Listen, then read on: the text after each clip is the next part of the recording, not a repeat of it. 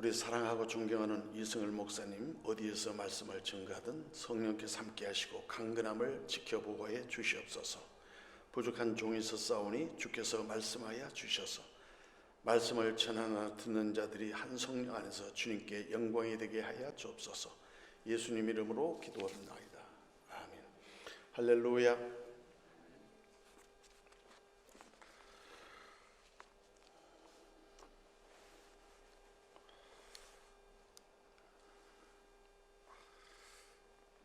예수를 믿게 되면 제일 먼저 하나님의 부르심에 대해서 응답하는 소명이 있습니다. 그러나 소명을 받은 우리에게는 하나님의 보내심이 있는 사명을 받게 됩니다. 그래서 소명과 사명은 예수를 믿는 저와 여러분뿐만 아니라 누구에게나 주어진 하나님이 우리에 맡기신 주의 일이 있습니다. 그리스도인의 삶을 일반적으로 이렇게 고차원적으로 우리가 이해하지만은, 그러나 우리들의 평범한 삶 속에서 소확행, 다시 말하면 우리들의 삶 속에서 체험할 수 있는 행복은 그렇게 복잡하고 그 다음에 고급스러운 생활이 아닙니다.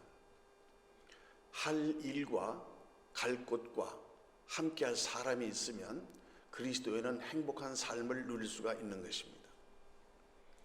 할 일은 평생 우리가 끈을 놓지 않게 할 수 있는 주의 일이 할 일입니다. 갈 곳은 우리가 언제 어디서나 갈 곳이 있는 교회가 우리의 삶의 둥지이기 때문에 교회를 섬기는 저와 여러분은 평생 예비된 본향이 있기 때문에 우리의 갈 곳이 있는 행복을 누리게 됩니다. 또 그리스도인이라면 세 사람을 중요하게 확인하라고 합니다. 앞에 있는 사람, 옆에 있는 사람, 뒤에 따라오는 사람. 우리는 누구를 따라가느냐, 나의 삶의 지표가 되는 모델이 있어야 되고, 그리고 그렇게 함께 해야 될 동반자, 동역자, 함께할 사람이 필요합니다. 그리고 나를 보고 따라오는 우리의 다음 세대들, 네 뒤에 따라오는 사람이 중요합니다. 그래서 할 일과 갈 곳과 그 다음에 함께할 사람이 중요한 것입니다. 오늘 우리가 함께 교독한 본문은 우리에게 익숙한 본문이죠. 우리가 이 본문을 읽을 때 성경을 읽어본 분들은 누가복음 5장을 떠올리게 될 것입니다. 베드로는 우리에게 친근한 성경의 인물이죠. 우리와 성정이 같고 단순하고 굴곡이 많고 무식하고 열정이 있고 주님을 사랑하는 그야말로 순박한 모델의 인물입니다. 오늘 네가 나를 사랑하느냐, 이 말씀은 헬라 개념으로 여러 가지 유형으로 그 사랑의 본질을 얘기합니다만, 이 당시 주님은 아람어를 사용하셨기 때문에 사랑의 유형, 사랑을 담는 그릇이 중요한 것이 아니라 네가 나를 사랑하느냐 할 때 주님이 계속 반복해서 3번 물으시는 주님의 그 물음에 우리의 응답이 무엇이냐 하는 것이 중요한 겁니다. 좌절과 실패의 삶의 현장이라 할지라도 주님을 만나는 삶의 현장이 있다면 우리에게는 희망이 있고 길이 있는 것입니다. 예배는 가장 쉬운 말로 주님과의 만남이 있어야 됩니다. 안 보이는 주님, 그러나 내 안에 계신 성령님이 말씀을 통하여서 함께 만나는 주님과 나와의 만남이 있어야 됩니다. 그래서 설교는 말씀과의 만남이 있어야 되지만 성령께서 주시는 주님의 음성, 다시 말하면 네가 나를 사랑하는 물음 앞에 오늘 우리는 자기의 신앙의 모습을 돌아보고 주님께 응답할 수 있는 내 삶의 자화상이 필요한 것입니다. 사랑에는 하나님의 절대적인 사랑이 있는가 하면 그러나 우리 적에 상대적 사랑이 있습니다. 하나님은 우리를 사랑하는데 우리는 하나님을 사랑하는가? 다른 말이죠. 나는 주님을 믿는데 주님이 나를 믿을 수 있는가? 이것은 다른 문제입니다. 그래서 베드로는 자기 나름대로 목숨을 걸고 열심을 다하여 정말 주를 섬기고 사랑하는 주님의 사랑받는 제자였어요. 그래서 그 사랑의 본질이 상대적이라면 사랑하는데 주님을 사랑하는 것이 아니고 주님이 베풀어 주시는 사랑에 대한 응답을 사랑하면 그게 조건부 사랑이 됩니다. 내가 믿는데 기도하는데 그러나 그것이 주님이 내 기도를 듣지 아니하시고 주님이 내 예배를 받을지 않았다면 우리는 주님과의 관계를 다시 점검해 봐야 되는 것입니다. 네가 나를 사랑하느냐, 네가 나를 사랑하느냐 3번 물으신 반복되는 질문 속에서 오늘 우리는 주님이 오늘 저와 여러분들에게 각자 이 현장에 찾아오셔서 너 정말 나를 사랑해? 하고 물으신다면 정말 우리가 그렇게 자신 앞에 주님 아십니다. 내가 주님을 사랑하는 줄을 주님이 아십니다. 라고 고백할 수 있는지, 아니면 그런 허접한 고백 속에 내가 사랑하지 않는 것을 내 스스로 자각하고 그리고 부끄러운 모습, 좌절된 모습으로 주저앉아 있지는 않은가. 제 개인적인 감정이다마는 수십 년 전에 우리나라가 동구권하고 그 외교 관계를 맺기 전에 민간 경제 사절단으로 중국과 동구권을 제가 순방한 적이 있어요. 근데 중국 청칭다오라는 도시에 그게 이제 투자 설명회가 있어서 시장이야 많은 관료들과 함께 미팅을 했는데 그때 이제 중국 사람들은 그 관시 문화라고 그래서 그 사람과의 관계를 굉장히 중요하게 여긴다고 그래요. 근데 그 시청에서 연회를 간단한 이렇게 연회를 하는데 그게 모든 사람들에게 이제 그 토스트 할 수 있는 음료수를 쭉 주는데 제 앞에 와 있는 잔을 보니까 그게 주스도 아니고 제가 볼 때 얼핏 봐더라도 술 같았어요. 그러니까 그 당시에 중요한 계약을 앞두고 아주 중요한 인사들이 모여서 마지막 그 축하 파티를 하는데 홍콩이나 또 이런 딴 나라의 합작 기업들 그 사장들 대표들하고 우리나라의 경제사회 대표들하고 함께 이렇게 합석한 자리이기 때문에 다가 이제 시장이 주변에서 다 건배합시다 이렇게 하는데 저도 그걸 무심코 이렇게 들었는데 그때 갑자기 제 마음속에 너는 나를 사랑하느냐 이러한 음성이 주의 음성이 내 심령을 이렇게 탁 쳐왔어요. 그런 순간에 내가 지금까지 주님을 사랑하고 고백하고 그리고 끊임없이 주님에 대한 헌신의 고백이 있었지만은 정말 이 중요한 계약을 앞두고 이게 그 독주 말하자면 이게 술 한 잔에 내 신앙의 정조를 판다는 마음이 갑자기 들어가지고 저도 모르게 잔을 내려놨어요. 그러니까 좌중에 있는 사람들이 다 내가 이렇게 술을 내려놓으니까 그게 큰 결례가 되었던 모양이에요.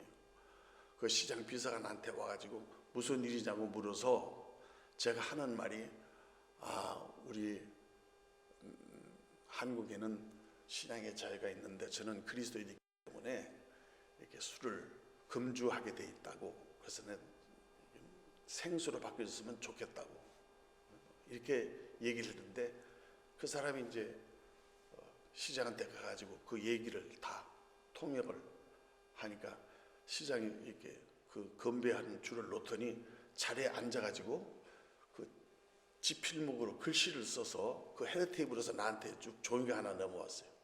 그러니까 그 종이에 뭐라고 써졌냐면 참 진짜 바를 정자 진정 이렇게 해서 내려보냈어요. 그리고 이제 그분이 한 20명 되나요? 이렇게 있는 자중에 시장이 얘기하기를 저 국교가 정상화됐지만은 아직 정상화되지 않았지만은 저 남조선에서 오신 여선생님이 믿는 그 신앙이 정말 바르고 참되다고 생각했기 때문에 그분의 신앙을 존경하는 의미에서 우리 다 이거를 생수로 바꾸는 게 어떻겠냐고. 그래서 술, 독주, 꼬량주죠 그걸. 이거를 다 생수로 컵을 바꿔가지고 내가 이제 그거 하면서 할렐루야 이렇게 얘기한 기억이 나요. 근데 이제 회의가 끝나고 난 다음에 시장실에 저를 면담하면서 시장이 저에게 많은 한국 분들 또는 외국 크리스천도 와서 이렇게 해봤지만은 그 여선생님이 그 조그만 일에 타협하지 않고 그 신심을 진정 참 진짜 바르죠 참되고 바르다 하는 것을 나에게 느껴서 굉장히 감동을 받았다고. 그래서 나는 여선생님이 믿는 신앙을 믿고 그 42개 성의 투자 유치에 그 한국 제품을 사용하자는 추천서를 그 자리에서 써주는 거예요. 그분이 이제 이등영 씨인가요? 지금 그 중국의 기계공업부장이라면 강요가 되신 분이었어요. 옛날 일 얘기입니다. 그래서 그 조그만 일에 타협하지 아니하고 그 예수님은 요한복음 2장에 포도주를 물로 바뀌었는데 저는 물을 포도주로 바뀌었는데 나는 독주를 생수로 바꿨잖아요. 그래서 그 사건으로 해가지고 그 당시에 굉장히 우리가 상상하지도 못한 그분의 그 추천서를 가지고 각 성의 그 투자 유치 설명을 할 때 우리를 신뢰해서 우리가 제안하는 모든 프로포즈를 각 성에 전부 다 독점으로 다 계약이 된 사건이 있었어요. 얘기가 조금 빗나갔습니다마는 네가 나를 사랑하느냐. 사랑은 누구나 말하기가 쉽죠. 교회도 우리가 주님을 사랑한다.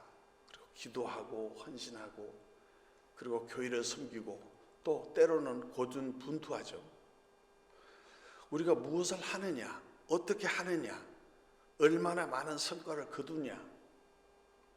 그보다도 가장 중요한 것은 내가 주님을 사랑하는가. 이게 굉장히 중요한 질문이에요. 성경에서 다 단어를 제하고 두 단어만 남겨놓으면 사랑과 은혜라는 말이 있어요. 하나님은 사랑이시라 그러지만 그 사랑이 우리의 상대적 사랑을 말씀하시는 것이 아니거든요. 베드로는 누가복음 5장에 밤이 맞도록 수고했지만 얻은 것이 없는 인생이었어요.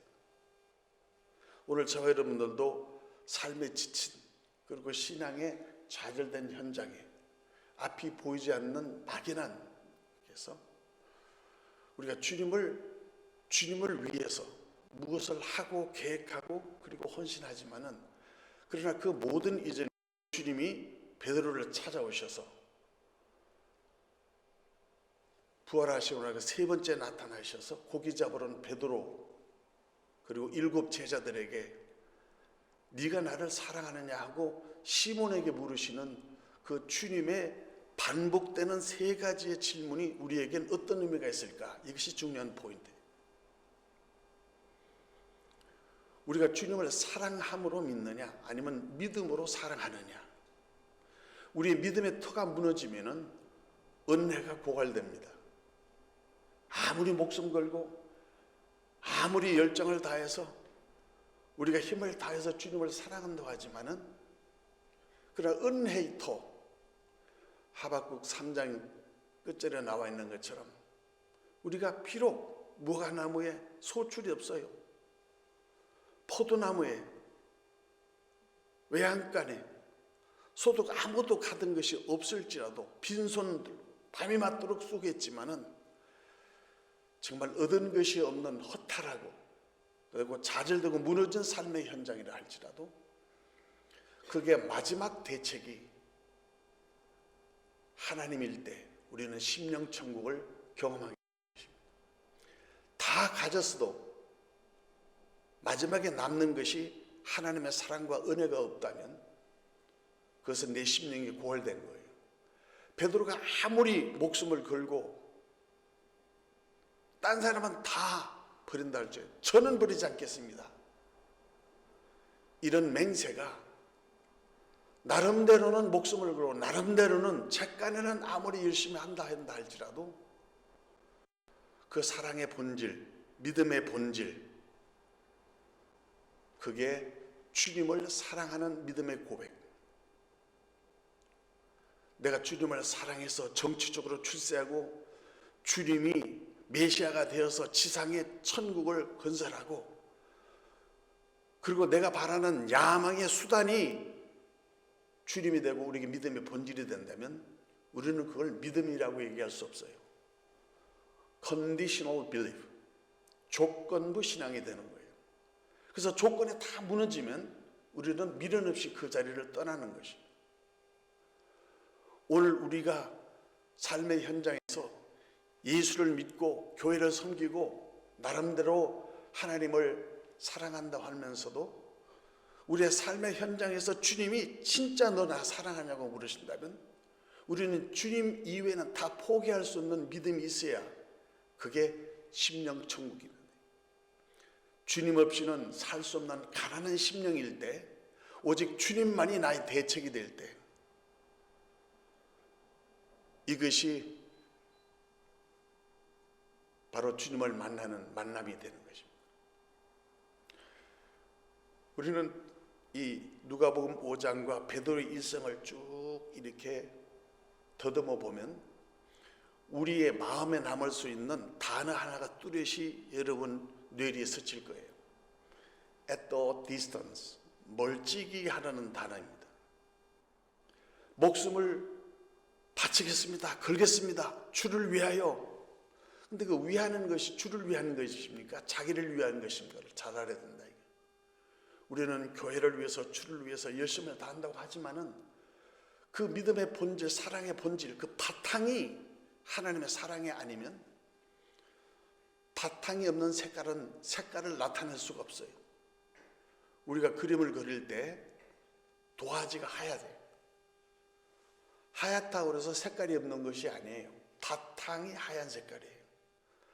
바탕이 하얘야 그게 무슨 그림을 그리든 무슨 색깔을 칠하든 그 색깔이 색깔되는 것처럼 요한일서 4장 7절에 하나님은 사랑이 시작할 때 그 사랑이 우리가 생각하는 내가 원하는 사랑, 내가 바라는 하나님, 내 소원을 성취해 주시는 내 맞춤 하나님이 아니고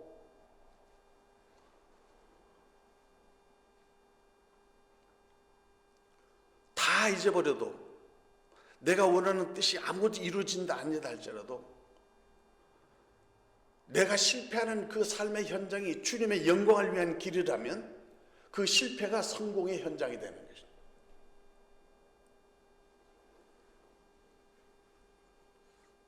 그러나 그 베드로도 정작 주님이 잡히고 메시아로 믿고 숭상하게 했던 나의 우상, 이 지상 천국을 건설할 수 있는 이스라엘 백성의 왕국을 건설할 수 있는 그 메시아를 믿던 주님이 잡혀간다.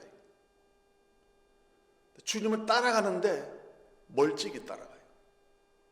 그 주님과의 나와의 거리가 사랑의 관계예요.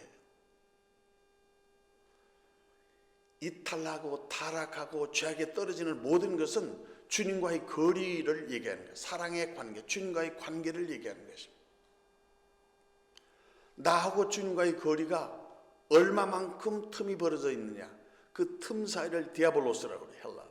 그 뭐냐면 사이가 벌어진 틈이 마귀가 활동하는 영역이 되는 것이다.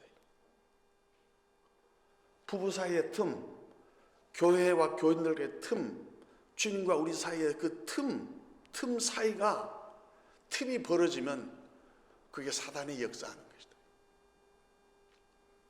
멀찍이 떨어져서 자기의 안전을 확보한 다음에 주님이 어떻게 되는가를 물급이 바라보고 있는 베드로의 모습 생각해 보셨어요. 저희 내외가 오래된 얘기는 바로 이 오늘 본문을 읽은 현장, 베드로 수의교회, 성지순례 하신 분들은 다 그 교회를 다 봤었겠죠. 마지막 베드로에게 내 양을 먹이라 치라 한 그게 기념교회가 세워졌어요. 그 베드로가 바위에 재어져 있다.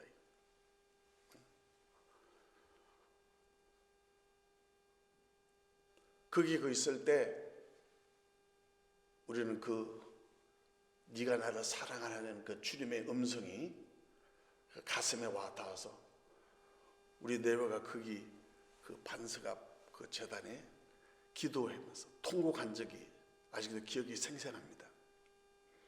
우리는 내가 주님을 사랑합니다 고백하면서도 정말 내 안에 있는 참 나의 모습이 너 나 사랑해? 하고 물을 때 내가 사랑하지 않는 것은 내가 더 잘 알거든. 사랑하는 척, 사랑하는 채, 사랑할 걸 하지만 그러나 정말 주님이 나를 보실 때 나는 주님을 믿는데 주님이 나를 믿는가 이 말이에요. 내가 주님을 사랑하는데 주님이 나를 사랑하는데 내가 주님을 사랑하는가 이건 다른 문제다. 그래서 주님이 베드로를 찾아오셔서 은혜가 고갈되고 무너진 삶의 현장에 먼저 찾아오신 주님의 사랑은 너 왜 그랬어? 하고 믿음의 정죄나 네가 어떻게 하면 그렇게 할 수? 하고 우리 삶에 대한 믿음에 대한 책망이 아니라 네가 사랑하느냐 하는 주님의 음성은 나를 안아주시는 주님이 나를 찾아오신 사랑의 손길이에요. 우리가 사랑을 하는 것이 아니라 그것은 역설적으로 나는 너를 포기할 수 없어. 나는 너를 사랑해. 난 이 세상에 다 어떤 거 봐도 난 너 하나가 필요해. 요나 없어도 아브라함 없어도 바울 없어도 모세 없어도 하나님의 일은 얼마든지 진행하고 이루어질 수 있어요. 그런데 왜 요나가 필요해요? 하나님은 요나를 사랑하신 하나님의 사 요나를 통해서 증거하기 원하는 거예요. 하나님 이스라엘 백성을 통해서 모세를 통해서 하나님의 뜻을 보여주시기를 원하는 거예요. 이 세상에서 거저 태어난 사람은 한 사람도 없어요. 중직자들만 교회를 섬기는 것이 아니라 예수를 믿으면 하나님의 부르심 자체가 나에게 소명이 있는 거예요. 왜 부르셨는가? 보내시기 위해서, 사명을 주시기 위해서 부르신 거예요. 그래서 부르심과 보내심은 다른 거지만 같은 거예요. 이곳에서 주님을 믿는다 할지라도 이곳에 보내심을 받은 사명자가 되는 거예요.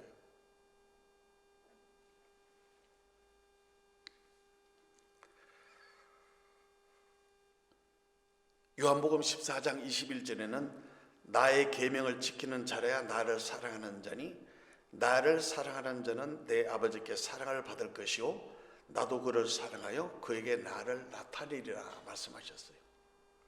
선악과 계명, 왜 계명을 줬어요?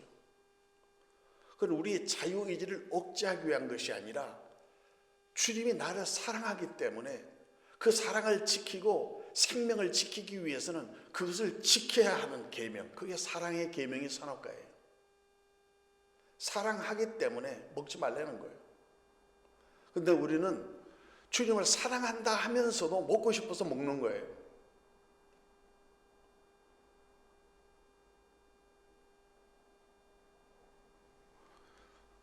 모든 것을 버려두고 주님을 따르라. 사람 낚는 어부가 되리라 한 누가복음 5장의 베드로와 오늘 사복음서의 마지막 부분에 있는 부활하신 주님이 바로 무너져버린 베드로의 삶의 현장에 찾아오셔서 주님이 주시는 메시지는 뭐예요? 난 너 포기할 수 없어. 난 널 사랑해.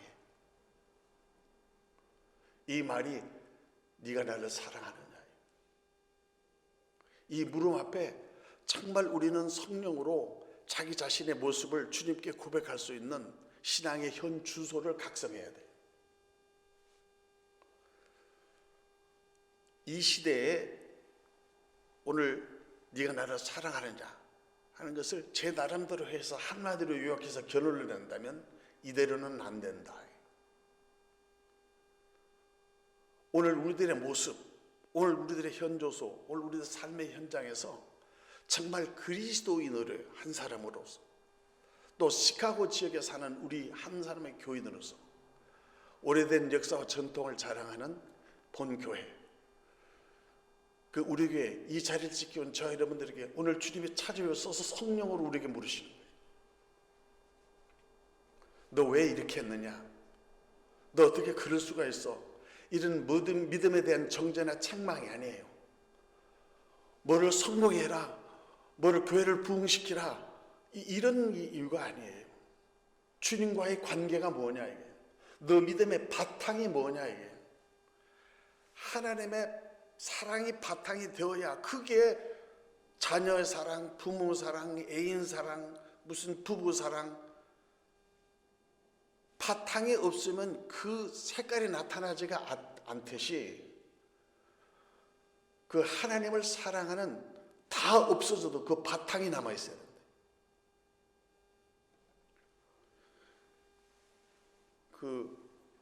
이 에리베스트 그 원정대 그 악조건 속에서 이 크랙이 그 얼음 그 빙하가 크랙해 가지고 빠져서 추락해서 조난을 당해요. 이게 조난을 당하면서 그 우연히 잡은 게 그게 있는 나뭇가지 하나에 걸렸어요. 그러니까 여기에 매달려 있는데 이거 힘만 빠지면 이제 죽는 거예요. 이 사람 예수를 믿지 않는 사람이지만은 마지막 순간, 결정적인 순간, 우리 삶의 현장에 그럴 때가 있잖아요. 벼랑 끝에 섰을 때, 정말 삶이 천실할 때, 주님이 아니고서는 어쩔 방법이 없을 때, 오직 주님만이 대책이 될 때, 그때 우리의 신앙의 점수가 나오는 거예요. 너 나를 사랑하느냐? 그러니까 예수를 믿지 않고 신앙이 없는 사람도 마지막 때 하나님을 찾는 거예요. 하나님이 계시다면, 나는 하나님이 나를 살려주신다면 내가 하나님을 믿겠습니다. 그리고 하늘을 향해서 기도하는 거예요. 하나님 안 계세요? 하나님이 계시면, 나를 살려주신다면 내가 하나님을 믿고 주님을 위해서 목숨을 바치겠습니다. 얼마나 좋은 고백이에요. 우리가 예수를 처음 만날 때 그 가사 찬양도 그런 뭐 찬양 있죠. 갈릴리 호숫가에서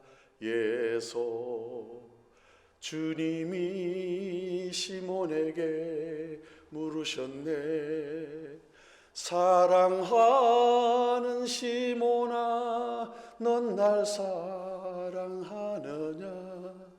오 주님, 당신만이 아십니다. 주님, 하나님이 거기 계시면 나를 살려달라고 했을 때 하나님이 그 사람의 기도도 들으신다. 그래, 내가 하나님이다. 너 나를 믿느니? 너 정말 나를 믿고 기도하는 거야? 그럼 그 손 놓아라. 네가 찾고 네가 의지하고 네가 마지막 버티고 있는, 나보다도 더 중요한 생명도 그 기단, 그것을 놓아라.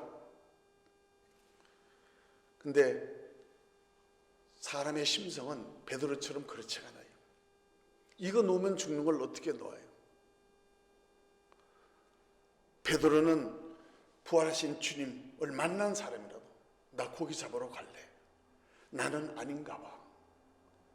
나는 주님을 3번씩이나 부인하고 사명의 자리에, 헌신의 자리, 내 지위, 내 자리를 떠난 나는 그냥 고기 잡으러 가야 돼.